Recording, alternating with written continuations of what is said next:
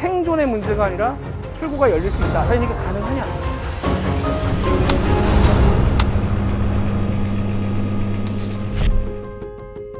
네, 깐깐해서 남주자 깐깐남 네 번째 시간 시작하겠습니다. 오늘은 반도체 얘기를 끝내보겠습니다. 지난 시간에 미국이 왜 이렇게 반도체에 집착하느냐 이 얘기를 해봤는데, 이 연장선상에서 그러면 이 상황 속에서 우리는 어떻게 살아남을 것이냐, 어떻게 좀 더 얻어낼 것이냐, 이 상황에서 최대한 상상력을 발휘해서 한번 좀 얘기를 해보도록 하겠습니다.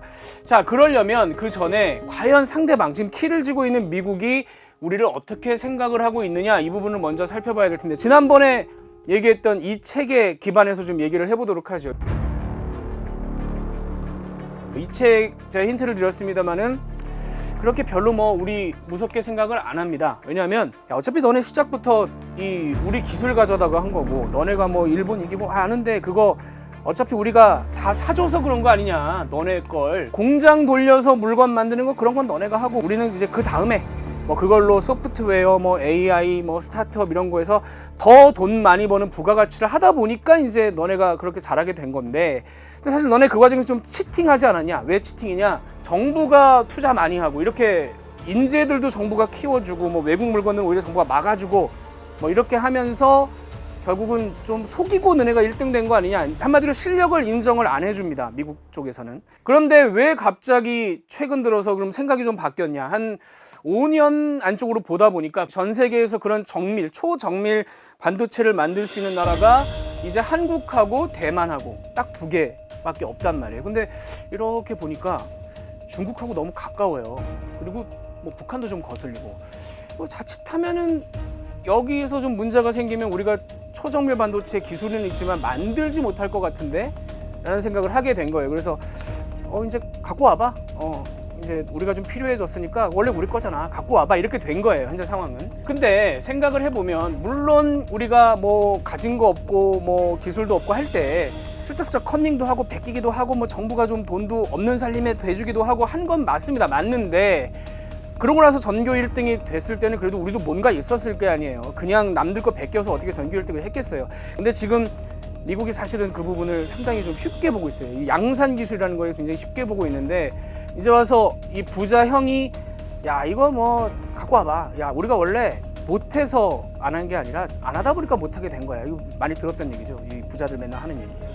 여기까지 들으시면 이제 화내시는 분들이 좀 있을 수 있어요. 이게 말이 되냐? 속성을 알면 조금 이렇게 입만 맞춰주면서 우리가 얻을 거 얻어내면 됩니다. 거기서 화내봐야 소용이 없어요.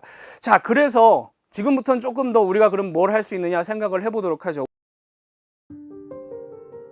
우선 중국 손을 빌어서 미국을 조금 괴롭혀서 우리가 얻어낼 수 있는 부분들이 있습니다. 그런 게 가능하냐? 가능합니다. 우리끼리 얘기해요. 미국 사람 안 보고 있다고 생각을 하고 얘기를 하자고요. 현대 반도체의 지금 가장 큰 리스크는 뭐냐면 돈입니다. 지난번에 ASML 공장 기계 하나에 5천억 한다고 말씀드렸잖아요. 그러니까 공장엔 어마어마한 돈이 들어가요. 이게 가장 큰 리스크입니다, 현재로서는. 그래서 이게 이제 4년 전 영상인데, 4년 전에 문재인 대통령이 삼성전자 공장에 갔을 때 영상인데, 짤로 보신 분들이 많을 거예요. 근데 이걸 한번 풀로 보시고 음미를 한번 해보죠. 나중에 한번 제가 이 영상에 숨어 있는 그런 의미를 한번 풀어보도록 하겠습니다. 일단 보시죠. 투자를 해가지고 만드는 팹입니다. 그리고 미래 2,000원 정도 들어가는 돈, 2,000원 3개지. 네. 이 건물 하나 짓고 어마어마하게 반도체 투자가, 이건 20조짜리는 이보다 조금만 더 크게 지면 30조가 되고요. 근데 향후에도 한 2-3개 정도 더 지어야지 2030년을 맞이할 수가 있다고 생각하고 있습니다. 보셔서 아실 건데, 삼성의 회장, 대한민국의 둘째가라면 서러운 부자가 지금 굉장히 흥분한 게 보이실 겁니다. 이게 그만큼 큰 투자이기 때문에요. 삼성 입장에서도 20조. 이재용 회장 본인 재산 다 털어넣어도 2번 털어넣어야 됩니다. 2배나 되는 그런 공장이에요. 이거를 한 10년 안에 3개를 준다, 4개를 준다면 100조 가까이 들어가는 거잖아요. 근데 이게 반대로 어떻게 그럼 생각을 해야 되냐면, 저 100조 만약에 넣었단 말이에요. 근데 100조 들어간 공장이 멈춰서요. 멈추는 순간부터 몇십억, 몇백억, 몇천억씩 문제가 발생하기 시작합니다. 지금 우리나라 반도체 회사들이 조대 적자를 본다라는 게 그런 문제거든요. 이게 반도체 공장은 만들어지는 순간부터 계속 예측대로 돌려야만 어느 정도 돈이 수익이 나오는 거지, 저렇게 멈춰서면 문제가 발생해요. 근데 반도체라는 게 사이클이 워낙 크기 때문에 그런 문제가 발생합니다. 자, 여기서 우리가 그러면 뭘 얻어낼 수 있느냐, 어떤 생각을 할 수 있느냐, 이런 메모리 반도체 회사 1위가 삼성전자, 세계 1위가 삼성전자, 2위가 SK 하이닉스, 그리고 이 회사가 3위입니다. 미국의 마이크론이라는 회사예요. 1, 2위가 저렇게 막 공장을 지어대니까 3위도 쫓아가야 됩니다. 문제는 안 쫓아가면 지니까요. 쫓아가야 돼요. 근데 마이크론이 그래서 공장을 어디에 짓기로 했느냐, 미국 정부가 야, 옛날에 저 한국 정부가 치팅하듯이 우리도 돈 밀어줄 거야, 그러니까 너네 좀 미국에 지어 라고 해서 마이크론이 미국 뉴욕에다가, 이게 좀 잘렸는데 뉴욕 공장에 일단 200억 달러, 한 26조 원 돼요. 이걸 넣기로 했습니다. 그리고 앞으로 1000억 달러를 지출할 수 있다. 이게 130조가 넘습니다. 느낌 오셨나요? 예. 마이크론 입장에서는 일생일대에 지금 투자를 들어간 거예요. 여기서 아까 말씀드린 대로 뭔가 삐끗한다 그러면 뭐 몇백억, 몇천억. 삼성하고 SK는 그래도 옆에 다른 계열사들이 있어서 뭐 좀 분담을 할 수 있지만 마이크론은 이게 잘못되면 끝장나는 겁니다. 그러면 미국 입장에서, 미국 정부나 미국의 경제계 입장에서도 굉장히 큰 게임이 되겠죠. 굉장히 중요한 싸움입니다. 그래서 마이크론은 지금 어쨌든 간에 저걸 성공시켜야 되는데, 문제가 뭐냐, 우리가 미국에 공장을 짓는다고 할 때 이 부분을 좀 간과하는데, 미국에서 반도체를 만들면 비싸집니다. 어쩔 수가 없어요. 이게 앞에 위가 뉴욕타임스의 탐사 기사입니다. 애리조나에 공장을 짓는 이 사람한테 물어봤더니 대만에 짓는 것보다 한 10배 정도 돈이 더 든다라는, 물론 이제 약간 좀 과장이 섞인 10배까지는 아닐 건데 느낌적으로 얘기한 게 아닌가. 그러니까 미국 규정들이 워낙 건축 허가라든가 생산 자재라든가 이런 문제 때문에 10배가 공장이 더 들고, 일단 그 비싼 공장 짓는데 그렇게 들고, 두 번째 문제가 조금 또 짚어볼 부분인데, 가장 어려운 게 인사관리다. 미국인은 관리하기가 가장 어렵기 때문에 미국인이 최악이다. 이 중간에 설명이 좀 생략된 부분이 뭐냐면, 한국이나 대만 사람들은 이렇게 합시다 하면 하는데 미국 사람들은 계속 물어본대요. 해야 됩니까?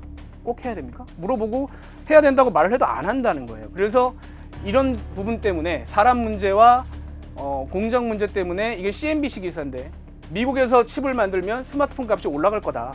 이건 방법이 없다. 한 30%에서 많게는 100%까지 얘기합니다. 가격이 올라야 된다.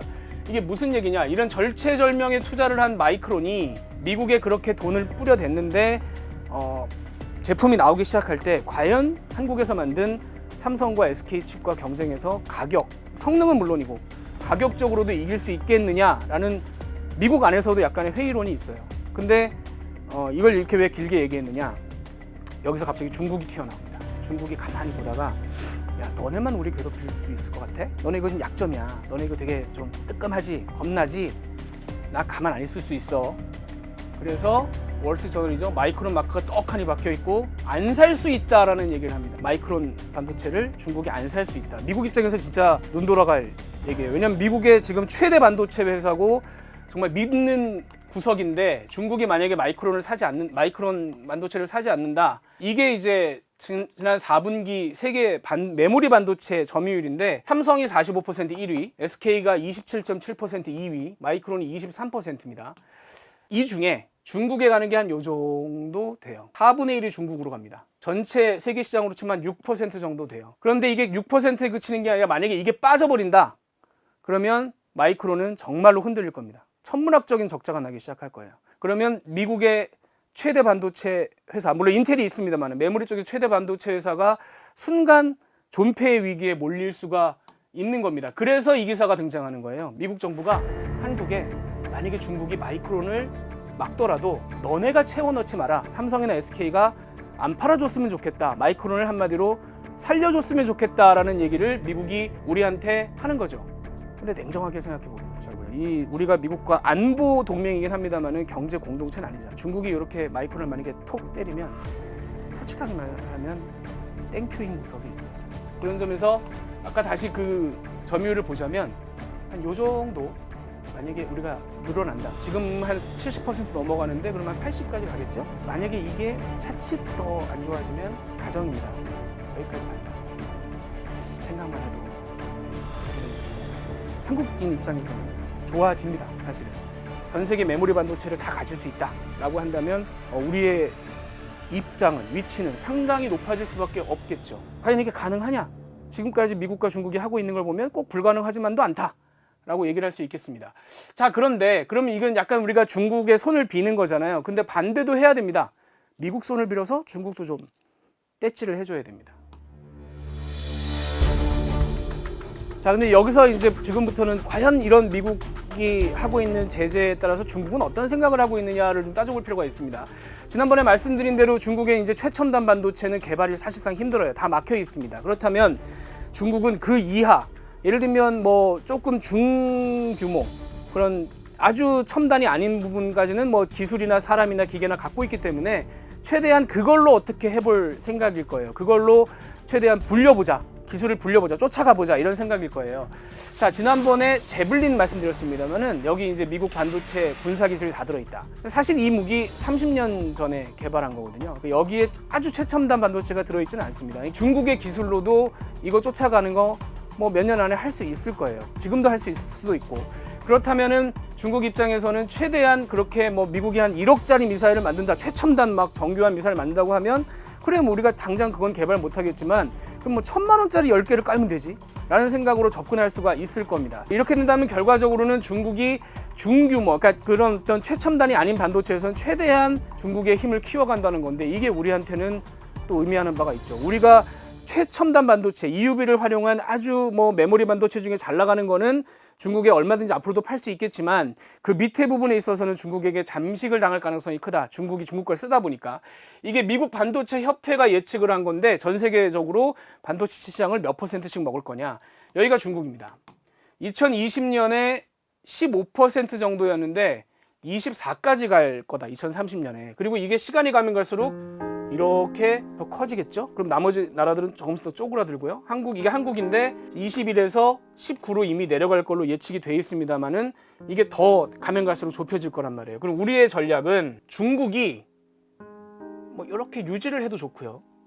혹은 더 안쪽으로 좀 쪼그라들어도 좋고요. 중국을 최대한 견제하는 방법을 찾아야 될 겁니다. 그리고 이거는 미국한테 좀 얘기를 해서 우리가 좀 해볼 수 있을 거예요. 이 얘기는 좀 중국 사람들이 안 들었으면 좋겠는데 또 우리끼리 얘기라고 생각을 해보시고 이게 중국에서 외국으로 수출하는 물건들입니다. 컨테이너에 여러 가지 물건들이 실려 있겠죠. 이 안에 반도체가 상당히 많이 실려 있습니다. 지금 메모리 반도체는 대부분 한국산이 들어가 있을 겁니다. 근데 중국이 발전하면 계속 중국도 메모리 산업을 키우고 있기 때문에 여기 안에 중국 반도체들이 들어가게 될 거예요. 그런데 그걸 막으면 되잖아요. 그러니까 중국 안에서 쓰는 거는 중국에서 제를 쓰더라도 바깥에 나오는 건 미국이나 특히나 한국 특허 같은 거 안 건드릴 수가 없을 겁니다. 이걸 미국에 얘기해서 최대한 제도적으로 막으면 되는 거죠. 물론 중국이 화낼 수 있기 때문에 살살 해야 되겠습니다만은 열흘 전쯤에 미국 의원들이 의회에서 미국의 굉장히 양당의 주요한 의원들이 기자회견을 했습니다. 무슨 기자회견을 했냐? 앞으로 계속 중국을 압박하는 법안들을 쏟아내겠다라는 기자회견을 했어요. 준비하고 있습니다. 미국은 이미.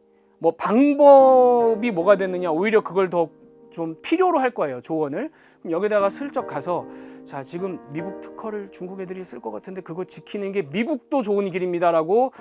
이거는 예를 들면 정부나 외교적으로 할 수 있는 문제죠. 우리 기업들은 또 기업 차원에서 이렇게 미국을 얘기를 해서 미국을 움직여서 중국 기술이 밖으로 나오는 걸 막을 수 있다. 한마디로 미국 기업은 살짝 중국 빌려서 한 대 때려주고 중국 기업은 미국 손 빌려서 한 대 때려주고 이렇게 하다 보면 우리한테도 단순히 생존의 문제가 아니라 출구가 열릴 수 있다. 이건 뭐 이런 거 여기서 해도 되냐? 이 정도에서 그치면 안 되죠. 제가 이 정도 얘기할 수 있는 수준이 아니라 그 이상의 방법들을 상상력을 동원해서 많이 만들어야 된다.